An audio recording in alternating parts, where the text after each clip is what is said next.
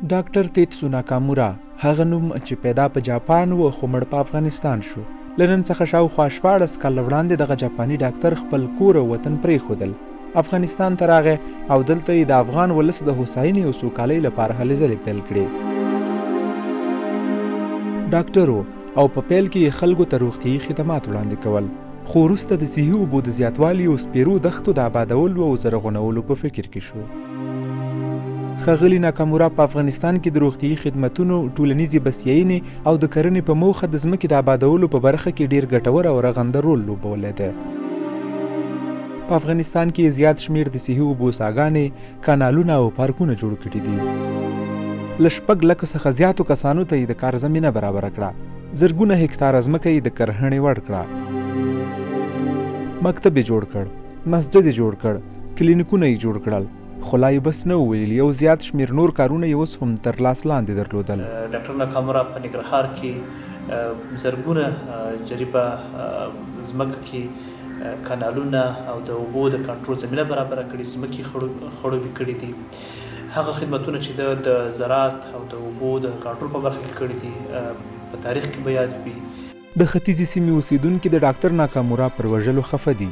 د ختیځ د بیا رغونې اتل بولي او وایي چې مړینه یې د افغانستان لپاره یوه ستره ضایع ده. په بېلابېلو برخو کې سکتورونو کې د کار وکړه، د زراعت، مالداري، باغداري او همدا ډول کرکیله، په دې ټولو برخو کې د لاسته راوړنې د هېرېدو نه دي او ډېر متاسف یو چې د هېواد دښمنانو دغسې یو ستر انسان زموږ نه واخیسته. دا یو ستر انسان و او دغه کارونه او دغه هڅې نه هېرېدونکي دي. بدبختانه چې د وطن د دښمنانو لوري نن په قتل ورسول شو. ناکامورا یو عاجز او بې ضرره انسان بلل کېده. سره د دې چې نوموړي د خلکو د هوساینې او د افغانستان د زرغونتیا لپاره کار کوه، نو بیا ولې ووژل شو؟ د چارو شنونکي او فعالان د نوموړي وژل کېدل د ګاونډي هیواد کار بولي. دا نه په پټه وایو، دا نه غلي کوو، نه دې خبرې که ډېر تحقیقاتو ته حاجت شته.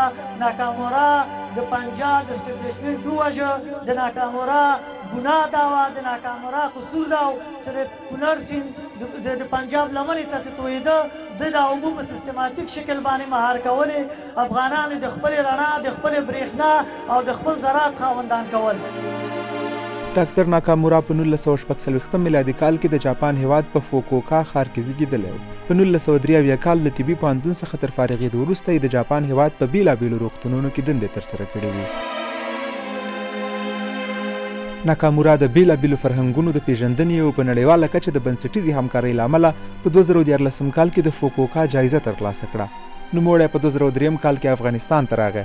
د روان کال په اکتوبر میاشت کې ولسمشر غني د ناکامورا د فعاليتونو او کارونو قدرداني وکړه او نوموړي ته یې د افغانستان افتخاري تابعیت هم ورکړ.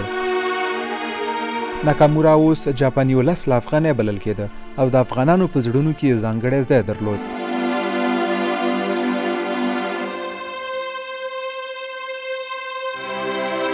د چهارشنبې ورځ سهار 8 بجې په ننګرهار ولایت کې نامعلومه وسلوالو ناکامورا له یو تن ډریور او 4 تنه ساتونکو سره یو ځای وواژه. ولسمشر غني دغه پیښه په سختو ټکو غندلې او د پیښې د ژر څېړنې امر یې هم کړی دی. ولسمشر غني په یوې اعلامیې کې ټولو افغانانو ته د تسلیت مراتب وړاندې کړي او ویلي دي چې په دې اړه د جاپان له سفیر سره غږېدلی او د افغان ولس په استازیتوب یې ورته د تسلیت او خواخوږۍ مراتب وړاندې کړي.